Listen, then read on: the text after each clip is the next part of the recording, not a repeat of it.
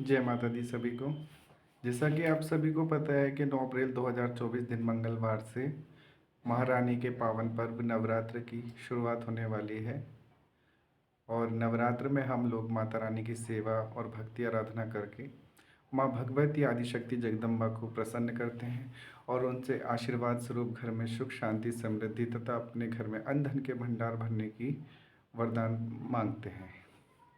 जैसा कि सभी को पता है कि नवरात्रि से एक दिन पूर्व अमावस्या तिथि होती है, जिसमें हम अपने पितरों, अपने पूर्वजों का पूजन करते हैं, दान पुण्य आदि कर्म करते हैं, स्नान करते हैं गंगा आदि तीर्थों में जा कर के।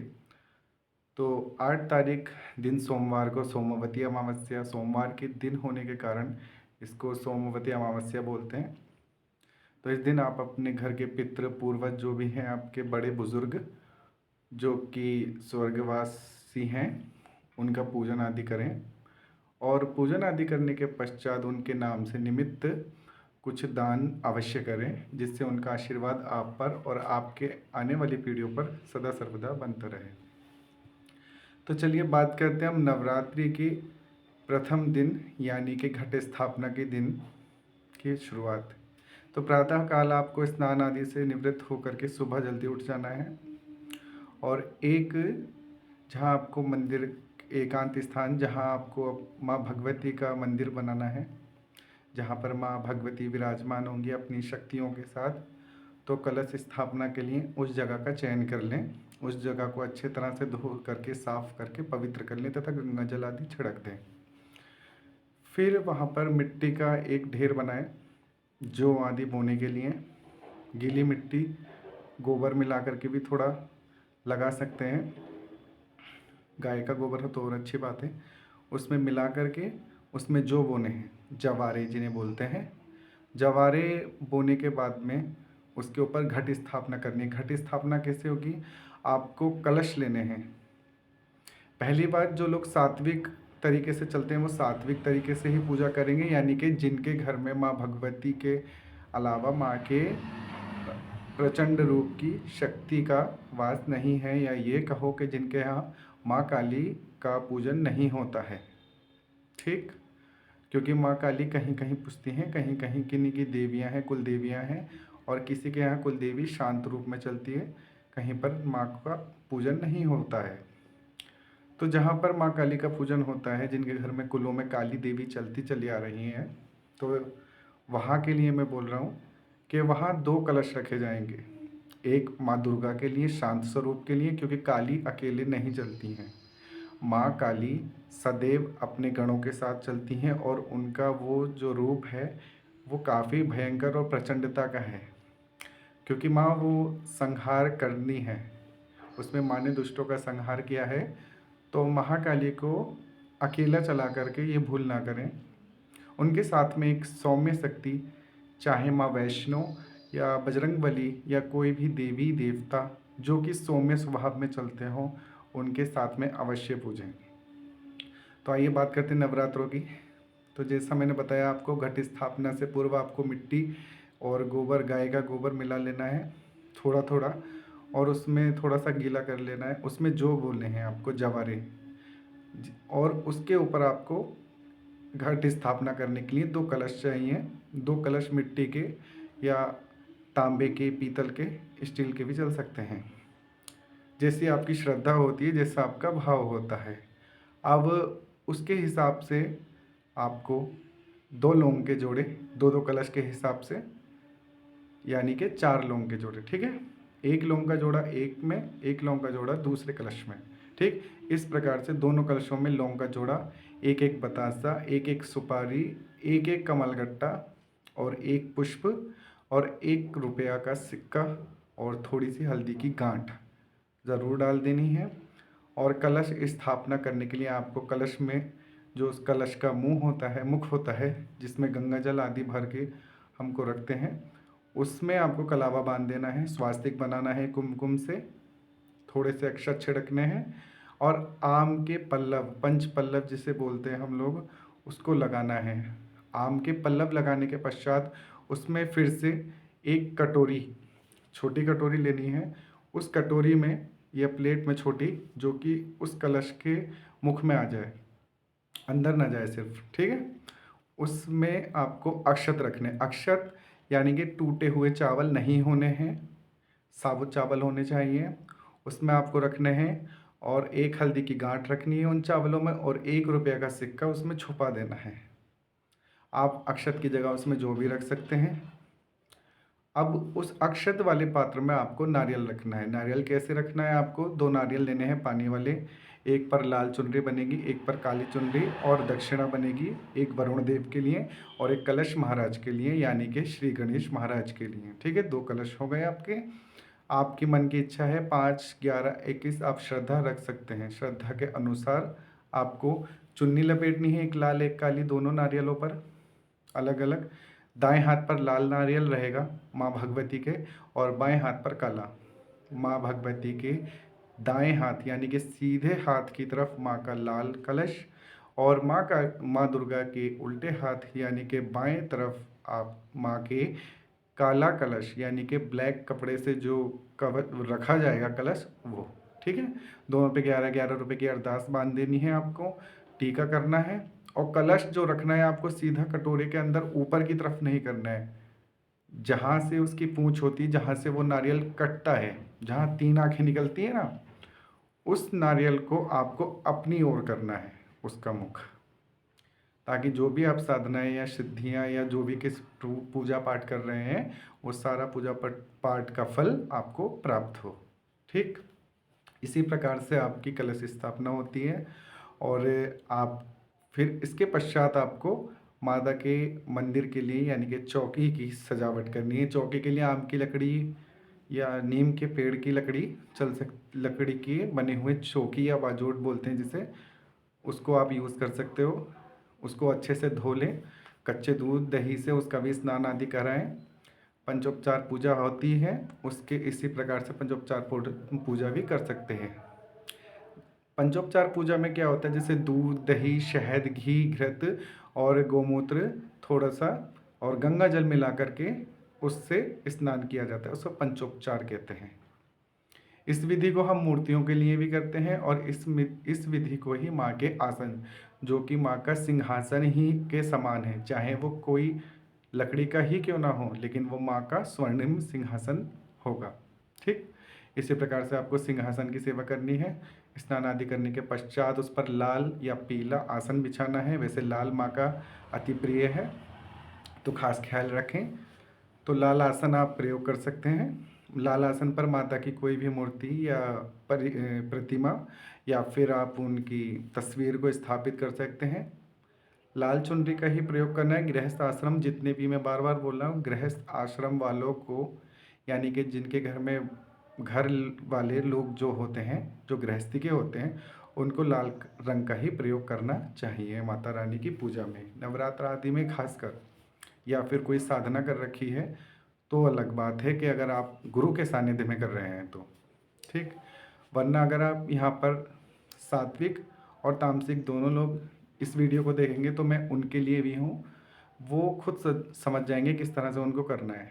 तो जो साधनाएं आज तक करते आए हैं उनके लिए, उनको खुद पता चल जाएगा लाल चुनरी किस प्रकार से बननी है और काली चुनरी किस प्रकार से बननी है, ठीक है। और अगर आप गृहस्थ आश्रम के ही हैं, सिर्फ और सिर्फ आपको कोई साधना नहीं करनी है, तो आप दोनों कलशों पर भी लाल चुनरी बांध सकते हैं, ठीक। माता की 2 चुनरियाँ होंगी, एक लाल होगी एक काली होगी। जैसा कि मैंने बोला, गृहस्थ वालों के लिए सिर्फ और सिर्फ लाल रंग का ही प्रयोग होगा। तो साधक जो हैं वो काली चुनरी पहना सकते हैं माँ को, लेकिन सिर्फ काली माँ को। और दुर्गे माँ के लिए लाल चोला ही चलेगा, काला कुछ नहीं चलेगा। माँ दुर्गा के लिए यानी कि वैष्णव स्वरूपा माँ शेरा वाली के लिए लाल चोला चलेगा। माँ कालिका के लिए आप काला पहना सकते हैं, यदि आप साधक गुरुस्थ हैं, गुरु दीक्षित हैं तब, या कोई साधनाएं आप करते चले आ रहे हैं, आपने किसी को गुरु मान रखा है तब, ठीक है। सर्वप्रथम आपको अपने पितरों का पूजन कर लेना है, जो कि अमावस में होगा। उसके पश्चात में ये सारी तैयारियां आप अगले दिन को कर सकते हैं। बाजोट पर माँ विराजमान हो जाएंगी। माँ के विराजमान होने के पश्चात में आपको माँ की जोत जलानी है। जोत एक घी की जलेगी, एक तिल के तेल या फिर सरसों के तेल की जलेगी, ठीक है। यहाँ पर क्लियर कर देता हूँ। एक जोत जो कि माँ दुर्गा के लिए होगी, जगदम्बा के लिए होगी, आदिशक्ति, उनके लिए आपको घी की जोत जलानी है। घी की जोत ही जलेगी आपके सामर्थ्य के अनुसार, ठीक है। आप अखंड जोत की जगह आप डेली बेस पर कुछ समय के लिए घी या तेल दोनों का कर सकते हैं जोत, लेकिन जिनकी सामर्थ्य है अखंड जोत जलाने के और साधना करना चाहते हैं या साधक हैं या कोई नियम पूर्वक कुछ साधने की साधना चाहते हैं, तो वो पूरी तरह से पवित्र होकर के ये कर्म कर सकते हैं। अखंड जोत जलानी है, एक घी की एक तेल की। घी वाली जोत जो होगी वो माँ दुर्गा के दाएं हाथ यानी कि सीधे हाथ की तरफ जलेगी और बाएं और माँ के तिल के तेल या फिर सरसों का तेल का दीपक अखंड जलेगा। तो ये दो अखंड जोत की बात हो गई, ये क्लियर हुई। इसके बाद में हम जैसे, हाँ, जोत के ऊपर बात है, तो जोत आप सामर्थ्य के अनुसार कुछ कुछ समय के लिए भी जला सकते हैं। जैसे जो लोग अखंड जोत की सेवा नहीं कर सकते हैं या कहीं बाहर जाना होता है, ऑफिस में आदि कहीं भी बाहर जाते हैं, तो वो अखंड जोत न जला करके कलश के सम्मुख ही या माँ के सम्मुख दाएं और बाएं हाथ पर दोनों तरफ, ठीक है, जिस तरह से अखंड जोत हैं, तो दाईं ओर घी का दिया और बाईं ओर माँ की तिल का तेल या सरसों के तेल का दिया जला सकते हैं कुछ पल के लिए, जब तक वो दिया जलता रहे, जब तक आपकी पूजा पाठ वगैरह आदि चल रही है या कोई आप मंत्र जाप या कोई स्तवन या फिर कवच आदि कर रहे हैं, तो तब तक तो वो जलना ही चाहिए। इसके बाद में आपको माँ के लिए भोग रखने हैं। भोग में आप एक पान के पत्ते पर थोड़ी मिश्री, दो पान के पत्ते लेने हैं, दो पान के पत्तों पर आपको मिश्री रखनी है, एक लौंग का जोड़ा है, थोड़ा सा गोला और दो बताशे रखने हैं, एक सिक्का रखना है, ठीक। ये सब माँ के भगवती के लिए रख देना है। पात्र में जल रखना है और अगर माँ की प्रतिमा है तो उसका स्नान आदि करवा करके पंचोपचार पूजा से, षोडशोपचार पूजन से आदि से, स्तवन से यानी कि दूध दही शहद घी इन सभी से स्नान करने के पश्चात आपको हल्दी से, कुमकुम से माँ दुर्गा का स्नान कराना है, उनको वस्त्र ओढ़ाने हैं, उपवस्त्र पहनाने हैं, माँ के श्रृंगार करने हैं सुंदर सुंदर, और अच्छे और सच्चे भाव के साथ में माँ को दक्षिणा प्रदान करनी है। दक्षिणा आपके सामर्थ्य के अनुसार रहेगी, आप जितना करें माँ के लिए कर रहे हैं, ठीक। और उसके पश्चात आपको माँ विराजमान करनी है, विराजमान आप चौकी पर उनको कर सकते हैं। इतना करने के बाद में जोत जलानी है। जोत जलाने का भी मैंने बता दिया है, अखंड जोत किस प्रकार से जलानी है, क्या नियम होंगे। ज़मीन पर नीचे सोया जाएगा। घर में, पूरे घर में कोई भी किसी भी प्रकार का नशा आदि करता हो तो उसे रोक दें या मना कर दें, या फिर ये साधनाएं ना करें, क्योंकि इससे आपके घर में फिर कुछ अनिष्ट होने की संभावना होती है। यदि कोई घर का इस प्रकार के कर्म करता है, कोई नशा आदि करता है या तामसिक चीज़ों का सेवन करता है, तो भूल करके भी ये सब चीज़ें ना आजमाएं, क्योंकि माँ जगदम्बा साक्षात शक्ति स्वरूपा हैं। वो सकारात्मकता ऊर्जा लेकर के आती हैं और दोनों ऊर्जाओं में आपके घर में कुछ अनिष्ट भी होने के संभाव रहते हैं। इसलिए किसी को भी पहले ही सरलता शब्दों में समझाएं कि ये सब चीज़ें निषेध हैं। खासकर नवरात्रों में तो हर घर में ये नियम चलते ही हैं, ठीक। कोई भी ऐसा कर्म ना करें, बच्चों को ना मारें, लड़ाई झगड़े ना करें, किसी भी स्त्री जाति जो कि महिला हो उनको प्रताड़ित ना करें, किसी प्रकार का ज़्यादा ऊंचा शब्द नहीं बोलें, उनसे गुस्से में बात ना करें, ठीक है। क्योंकि बच्चे भगवान के समान होते हैं और भगवान स्वरूप ही हैं वो, तो उनकी नादानगी पर थोड़ा मुस्कुरा सकते हैं, लेकिन डांट भी सकते हैं, बट उन पर हाथ नहीं उठाना है, किसी के साथ गलत भाव नहीं रखने हैं। महामाई की भक्ति पर ही आपको विश्वास रखना है, ठीक। आपको जोत जगह जलानी है, भोग बता दिए। 9 पान के पत्ते लेने हैं आपको। 9 पान के पत्तों पर आपको एक एक सुपारी रखनी है, एक लौंग का जोड़ा रखना है, एक कमल का गट्टा रखना है और एक एक सिक्का रखना है। थोड़ा थोड़ा उन पर सिंदूर कुमकुम अक्षत छिड़क देना है। 9 देवियों का आवाहन करना है। शैलपुत्री, ब्रह्मचारिणी, चंद्रघंटा, कुष्मांडा, स्कंद माता, कात्यायनी, कालरात्रि, महागौरी, सिद्धिदात्री, इसी प्रकार से 9 देवियों का आपको आवाहन करना है और माँ से विनती करनी है, माँ भगवती, हमारे द्वारा जो ये कर्म पूजा भक्ति आदि की जा रही है उसे आप स्वीकार करो, घर में सुख शांति समृद्धि का वास हो। और यदि कोई घर का सदस्य आपका बिगड़ा हुआ है या किसी प्रकार का कोई नशा आदि करता है तो माँ से मनोकामना आप बोल सकते हो। आप अक्षत के साथ में आप सामर्थ्य के अनुसार कुछ दक्षिणा लेकर के किसी लाल कपड़े या चुनरी में नारियल के साथ बांध सकते हो, जो कि नवमी में आप उसका पूजन कर सकते हो। उसको मैं अभी बाद में बताऊँ। तो आपने ये सब देख लिया कि सुन लिया कि आवाहन कैसे करना है। गौरी गणेश की स्थापना होगी सर्वप्रथम। श्री गणेश जी का स्मरण करना है आपको। गणेश जी का स्मरण करना है। गणेश जी की कोई मूर्ति हो, कोई तस्वीर हो, वो लगा सकते हैं। गणेश जी की स्थापना सर्वप्रथम करने के पश्चात, उनका पूजन करने के पश्चात गुरु की पूजा होगी। गुरु पूजन अगर यदि आपने किसी को गुरु मानते हैं तो उनके लिए आपको निमित्त कुछ कार्य करने हैं, जैसे कि उनके लिए कुछ जोड़ा दक्षिणा आदि, जो भी चोला वगैरह वो धारण करते हैं उनके लिए वो आप रख सकते हैं, या फिर अपने सामर्थ्य के अनुसार आप उनके लिए दक्षिणा भी रख सकते हैं। और गणेश आदि के लिए और गुरु के लिए, गुरुजन के लिए, कुल देवी के लिए, ठीक है, कुल देवियों के लिए भी आपको इसी प्रकार से करना है। उनके लिए दक्षिणा चोला आदि रखना है। ठीक, तो आपको ये सब बता दिया है गुरु के और कुल देवियों के पूजन के किस प्रकार से करने हैं आपको। हल्दी अक्षत कुमकुम से अपने घर के कुल देवियों का पूजन करें, उनके नाम का एक दिया जलाएं। उस दिए में ही आप अपने गुरुओं का भी पूजन करें और श्री गणेश का भी उसी में पूजन कर लें। ठीक है, तो उसके पश्चात में आपको गौरी गणेश की स्थापना करनी है। गौरी गणेश यानी कि गणेश जी की स्थापना सर्वप्रथम पहले हो जाएगी। मिट्टी की डेली या फिर एक सुपारी पर उसको पान के पत्ते के ऊपर रख करके आप कलावे से बांध सकते हैं, तो वो गणपति जी का स्वरूप माना जाएगा। अक्षत वगैरह आदि उस पर डाल करके थोड़ा सा जल लेकर के संकल्प लेने के पश्चात आप वो गणेश पूजन कर सकते हैं। इस प्रकार से गणेश पूजन हो गया।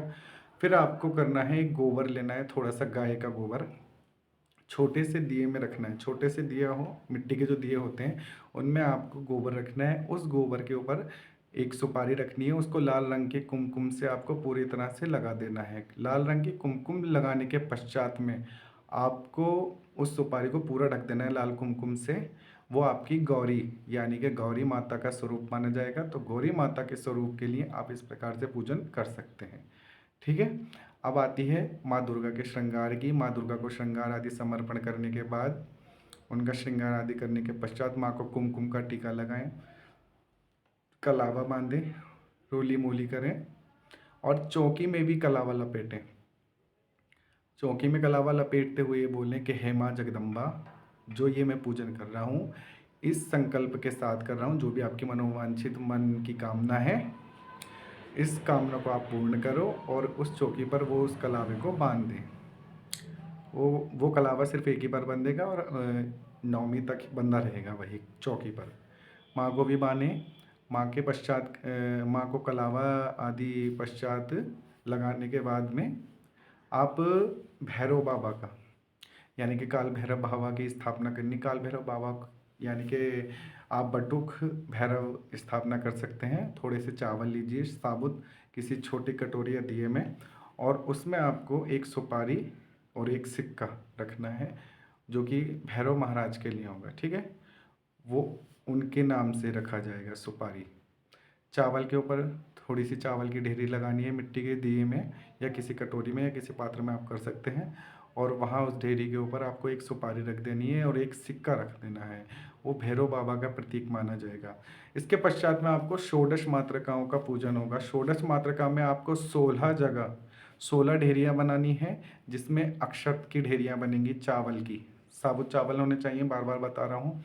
उसमें आप एक एक सिक्का सब षोडश मातृकाओं के ऊपर रखोगे। एक एक सुपारी रखनी है आपको, एक एक लौंग का जोड़ा रखना है। ठीक, इस प्रकार से षोडश मातृका का पूजन होता है। नवग्रह स्थापना कर सकते हैं आप। नवग्रह स्थापना में भी आपको सुपारी रख सकते हैं, सिक्का रख सकते हैं, लौंग के जोड़े एक एक रखे जाएंगे सब पर। इसी तरह से पूजन आदि करा जाएगा। फिर आपको पंच देवियों का पूजन करना है। षोडश मातृका और नवग्रह पूजन के पश्चात में पंच देवी आती हैं। पंच देवी कौन होती हैं? अहिल्या, तारा, कुंती, मंदोदरी, द्रौपदी। ठीक है, अहिल्या, तारा, कुंती, मंदोदरी, द्रौपदी, ये 5 पतिव्रता नारियां हैं, तो इनका सुमिरन जरूर करें। इनकी भी आप स्थापना करें, लौंग के जोड़े लगाएं, 5 चावल की ढेरियां बनेंगी और उनके ऊपर सुपारी रखें, कमल गट्टा जरूर रखें, एक एक कमल का गट्टा रखना है। और इन 5 देवियों के स्वरूप में आप इनके लिए श्रृंगार आदि की भी व्यवस्था कर सकते हैं, श्रृंगार आदि रख सकते हैं, जितना सामर्थ्य के हिसाब से आपसे होता है।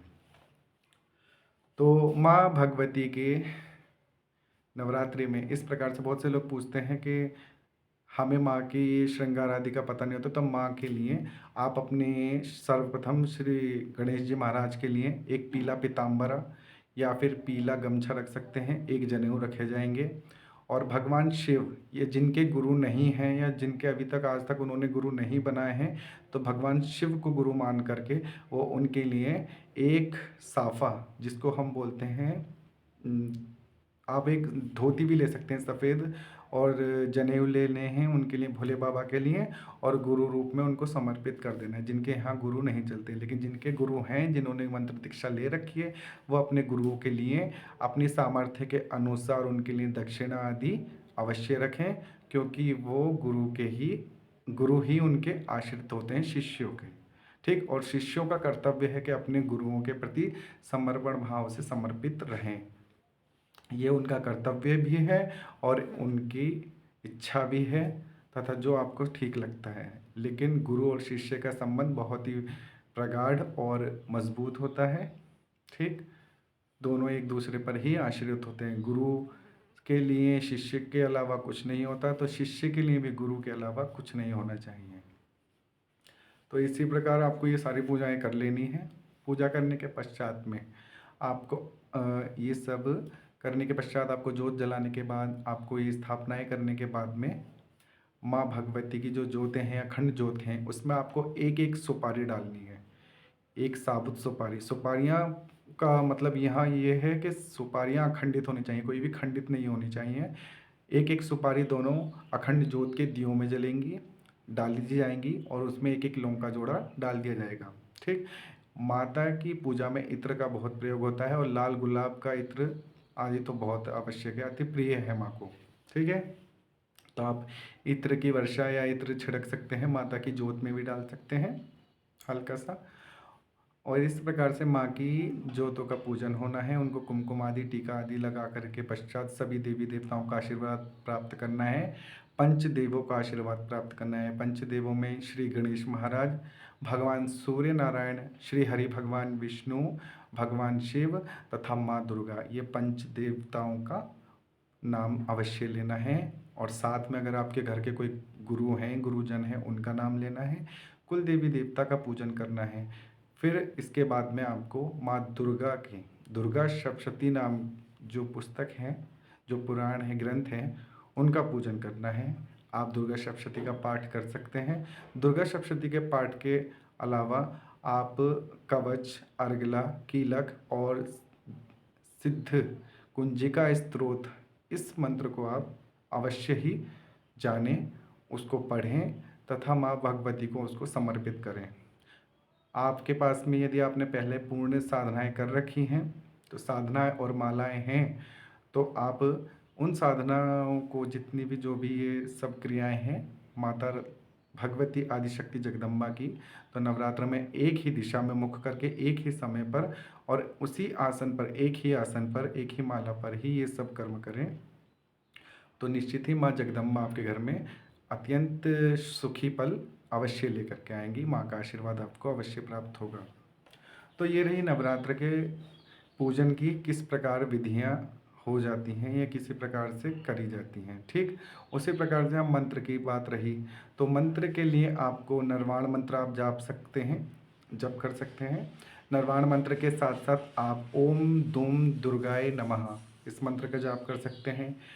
ओम दूम दुर्गाय मंत्र के अलावा आप ओम क्रीम कालिकाय, जो महाकाली से जुड़े हुए भक्त हैं, बच्चे हैं, वो माँ काली के जो अत्यंत माँ को माँ भाव से मानते हैं, मातृत्व भाव से मानते हैं, तो माँ काली का ओम क्रीम कालिकाय नमः मंत्र का जाप कर सकते हैं। लेकिन इन मंत्रों से पहले यदि आपके पास में कोई गुरु नहीं है, तो पहले गुरु धारण अवश्य है, किंतु यदि गुरु धारण नहीं भी है, तो आप एक आसन और एक माला शिव मंदिर में जाकर के उसका शुद्धिकरण करने के पश्चात भगवान शिव को गुरु रूप में मान करके ये साधनाएं आरंभ कर सकते हैं। और लेकिन आरंभ करने के पश्चात में भी उसमें भी एक शर्त ये है कि आपको सर्वप्रथम जब तक आपको देह गुरु आपको नहीं मिलते हैं तब तक आप इन मंत्रों का जाप करेंगे ही करेंगे। ओम नमः शिवाय मंत्र का डेली एक माला जाप होना है। और भगवान शिव को सोमवार के दिन बेलपत्र और जल अवश्य चढ़ाना है। इस प्रकार से आपके जो गुरु नहीं है वो गुरु भाव में भगवान शिव चलने लगेंगे और आपकी साधनाएं पूर्ण होंगी। ठीक है। या आप अपनी माँ को भी गुरु मान सकते हो, उनके द्वारा भी आप आसन और माला ले सकते हो। ठीक है। तो ये सब नवरात्र की साधनाएं और पूजना के बारे में बताया मैंने। मंत्रों के बारे में बताया। मंत्रों में सर्वप्रथम आपके ये आते हैं कि बहुत से माँ काली चैत्र नवरात्र हैं तो माँ काली को भी पूजन करते हैं। तो माँ काली के पूजन के लिए आपको आहुति में क्या डालना है, जिससे माँ भगवती आदिशक्ति जगदम्बा की कृपा बनी रहे। दुर्गा चालीसा पढ़नी है, काली चालीसा पढ़नी है, आपको जो सही लगे, जो सरल लगे, सरल भाषा में करिए। माता सिर्फ भाव की भूखी होती है। माँ को सच्चे भाव से, सच्चे हृदय से बुलाइए। माँ को भोग प्रसाद लगाइए। 2 मीठे पान, ठीक है, 2 मीठे पान रखने हैं और 2 नींबू रखने हैं, 2 लड्डू, 2 पेड़े। इस प्रकार से माँ भगवती की इस भोग रखने हैं। और जिनके यहाँ माँ काली चलती हैं या भैरव चलते हैं जो इनमें, तो आप कृपया करके अभी किसी भी प्रकार का कोई भी किसी भी प्रकार का तामसिक कर्म अभी ना करें। जिनके यहाँ चलते हैं तो वो अष्टमी या नवमी तिथि जो भी पूजी जाती है उनके पश्चात में वो भोग दें, बीच में भोग ना दें और ना ही ये भोग रखें। क्योंकि माँ भगवती आदिशक्ति जब नवरात्रों में चलती हैं बहुत सात्विक स्वरूप में चलती हैं। और जो अपने गुरु के सानिध्य में हैं वो गुरु के सानिध्य के प्रकार से ही चलें, गुरु जिस प्रकार से उनको दीक्षा और शिक्षा देते हैं। ये केवल और केवल समझाने के लिए वीडियो बनाई गई है। इसमें किसी भी प्रकार का हित करने की कोई मंशा से या किसी भी प्रकार की कोई मंत्र साधना या किसी प्रकार का कोई तामसिक क्रिया सिखाने के लिए नहीं बनाई है। ये केवल गृहस्थ लोगों के लिए बनाई है। तो आप गृहस्थ लोग जितने भी हैं, साधक हैं जो माँ भगवती के जो सच्चे सरल भाव में चलाना चाहते हैं माँ भगवती को, आप ये भोग लगा सकते हैं। लौंग के जोड़े, मिश्री और थोड़ा सा गोला, बताशे, पंचमेवा का भोग लगेगा माँ को। और ये सब करने के बाद में आपको आहुति करनी है। सुबह कपूर की जोत जलानी है। कपूर की जोत जलाने के बाद में या कंडे के उपले के ऊपर सुलगा करके घी की धार के साथ में 1 लौंग का जोड़ा आपको श्री गणेश महाराज का, 1 लौंग का जोड़ा अपने गुरु महाराज का, 1 लौंग का जोड़ा बताशा आपको कुल देवी देवताओं का, और 1 लौंग का जोड़ा और बताशा आपको देवी माँ भगवती के नाम से छोड़ना है जलती हुई अंगियारी पर, और 1 वीर भैरव महाराज का। ठीक है। इस प्रकार से आपको ये आहुतियाँ देनी है। 11 मंत्र, आप जितने भी मंत्र करना चाहते हैं उसका संकल्प पहले ही लें। जो भी आपकी मनोकामना है उसको संकल्प ले लेना है। संकल्प इस प्रकार से लेना है, सीधे हाथ में आपको थोड़े से अक्षत लेने हैं, थोड़ा जल लेना है और पुष्प लेना है, कोई भी थोड़ी सी दुर्वा घास लेनी है, 1 सिक्का रख लेना है। उसके पश्चात में आपको जो आप जिस जगह रहते हो, जैसे आप भारतवर्ष के भरतखंड के आर्यावर्त के इस क्षेत्र में रहते हो, ये आपका ये नाम है, आपके ये गोत्र है, आपके पिता का नाम ये है, आप इस नगरी के वासी हो, आपकी ये मनोकामना है, आप विवाहित हो या अविवाहित हो, जो भी आपकी मन की इच्छा है वो आपको मन में बोलनी है। और संकल्प लेने के पश्चात में आपको वो माता के चरणों में छोड़ देना है कि मैं ये मंत्र आपका इतने नवरात्रि दिनों में यहाँ तक जपूंगा, या इतने मंत्र को, इस मंत्र को मैं 11 माला, 21 माला, 51 माला जितनी क्षमता होती है उस हिसाब से मैं आपको समर्पित करूँगा। ठीक है। संकल्प लेके पूजा करने से पूजा का जो फल होता है वो 1000 गुना बढ़ जाता है। 1000 गुना बढ़ने के साथ साथ में उसकी शक्तियाँ और भी ज़्यादा तेज़ हो जाती हैं। ठीक है। संकल्प अवश्य लेना है। किसी भी पूजा में आपका संकल्प जो है वो मेन कड़ी है। बिना संकल्पित की हुई पूजा अधूरी मानी जाती है। ठीक है। तो ये सब कर्म बता दिया है। पूजा पाठ कैसे करनी, किस तरीके से करनी है, बाकी आपको माँ भगवती का जो भी ठीक लगे स्तवन करना है। कवच अर्गला कीलक कर सकते हैं, दुर्गा सप्तशती पढ़ सकते हैं। कभी भी दुर्गा सप्तशती ज़्यादा जोर से ना पढ़ें, ना चीख चिल्ला करके पढ़ें और ना ही गा करके पढ़ें। ये सब बातें उसमें लिखी हुई हैं। आपको दुर्गा सप्तशती को बहुत सरलता से सौम्य स्वरूप में आपको उनका पूजन और स्मरण करना है और बोलना है। उनके पाठों को कभी भी अधूरा बीच में पढ़ करके नहीं छोड़ना है। जब अध्याय पूर्ण तरह से समापन हो, संपूर्ण हो, जहाँ लिखा आता है इति श्री संपूर्णम, अध्याय संपूर्ण, तब ही वो अध्याय आपको पूर्ण करना है। उससे पहले आप उस ग्रंथ को बंद नहीं कर सकते। ठीक है, उस ग्रंथ को पूरा कर दें। यदि किसी कारणवश अगर आपसे ये हो भी जाता है तो उस अध्याय का पुनः फिर से पूरा ही पाठ और श्रवण करें। ठीक, आपको माँ दुर्गा भगवती की आराधना करनी है। शक्ति की उपासना में इस प्रकार से आपको आरती करनी है। आरती करने के लिए आपको कपूर या घी की जोत से आरती कर सकते हैं। आरती करने के पश्चात में यदि आपके घर में कन्याएं हैं या कोई आसपास में कन्याएं हैं तो आप 9 के 9 दिन भी कन्या पूजन कर सकते हैं। उनको चुनरी भेंट आदि कर सकते हैं। कोई दक्षिणा है उनको दे सकते हैं। किसी भी प्रकार का फल मिठाई वगैरह आदि दे सकते हैं। साधना रात को करनी है जो ये साधना करना चाहते हैं। मंत्र यही रहेंगे, ओम धूम दुर्गाय नमः, ओम क्रीं कालिकाय नमः। जो भी मंत्र आपको ठीक लगता है वो आप ले सकते हैं। मंत्र की या फिर निर्वाण मंत्र की भी आप जाप कर सकते हैं। जाप के दौरान आपको 2 पान, मीठे पान जो होते हैं माँ भगवती का भोग, वो अवश्य रखने हैं। और माँ के लिए 5 गुड़हल के फूल, जितने भी ध्यान रखें, अगर माँ दुर्गा के मंत्र उठाते हैं ओम दुर्गाय नमः या निर्वाण मंत्र, तो आपको 5 गुलाब के पुष्प ज़रूर चढ़ाने हैं माँ को, या पुष्प की माला, जितना आपके सामर्थ्य के हिसाब से होती है। और यही आपकी साधना का एक नियम ऐसा है जो पूर्णतः थोड़ा कठिन भी है। अगर सरलता से मिलते हैं तो अच्छी बात है, लेकिन 5 फूल अगर जो आपने चढ़ाए तो 5 ही फूल अष्टमी तक यानी कि कन्या पूजन तक आपको वही चढ़ाने हैं। और जो माँ काली के मंत्र जपना चाहते हैं ओम क्रीं कालिकाय नमः, तो उनके लिए मैं बता दूं, माँ काली के लिए 7 गुड़हल के फूल, ठीक है, 7 गुड़हल के फूल आवश्यक हैं। ये माँ को, भगवती को, जब भी आप मंत्र रात को जपेंगे, रात को 8 बजे के बाद में, उसके बाद में आपको ये 8 बजे के बाद में ही आपको ये मंत्र जाप करने हैं। ओम क्रीं कालिका या ओम दुर्गाय मंत्र या फिर नरवाण मंत्र। पुष्पों की महिमा ज़्यादा है। आप स्नान आदि करके पूर्ण तरह से शुद्ध हो करके ही इन माता भगवती के मंत्रों का जाप करें। और जाप करने के पश्चात में, जैसे आपने 11 माला का संकल्प लिया है तो इनका दशांश हवन अवश्य करें। 11 माला के हिसाब से आपको जितनी भी ये मंत्र जाप आपने करे हैं उसको डिवाइड कर दें इंटू 10 पर, भाग 10 से कर देंगे।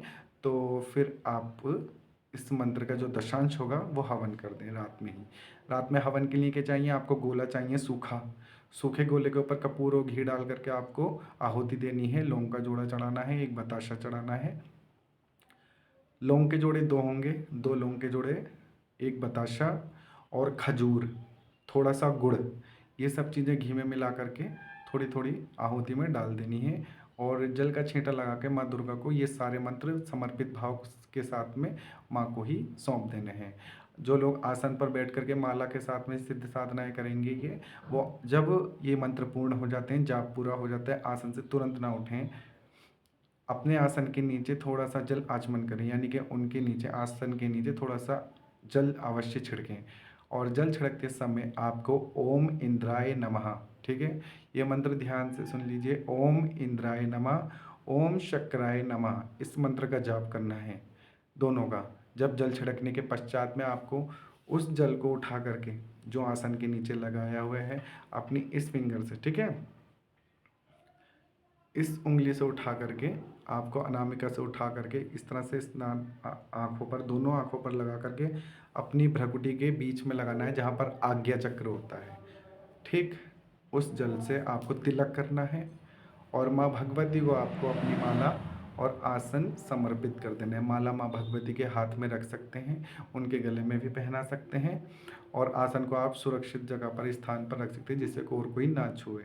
ठीक है, इसी प्रकार से ये सारे नियम करने हैं। आपको ज़मीन पर ही सोना है। जो साधना करने वाले होंगे, जो अखंड ज्योत जलाएंगे, ज़मीन पर सोएंगे। अन्य का जो बीमार हैं किसी प्रकार से, तो वो सो सकते हैं ऊपर, लेकिन वो साधनाएं ना करते हों। लेकिन जिनके लिए जो साधनाएँ करना चाहते हैं, जो इस पथ पर, अध्यात्म के पथ पर आगे बढ़ना चाहते हैं, वो इन नियम को कर सकते हैं। ठीक है? ज़मीन पर सो करके, और भोजन एक ही बार करना है। भोजन में भी आपको किसी भी प्रकार का अन्न नहीं लेना है। आप कुट्टू का आटा या फिर कुछ भी फलाहार भी ले सकते हैं, जैसे आपको सरल लगे। यदि जो घर के लोग हैं, जो घर में रहते हैं, उनके लिए तो पॉसिबल होता है, बट जो बाहर जाते हैं, उनके लिए थोड़ा-सा फलाहार आदि का सेवन कर लेना आवश्यक है। ठीक? तो ये नवरात्र की विधि थी जो मैंने आपको बताई। जय माता दी।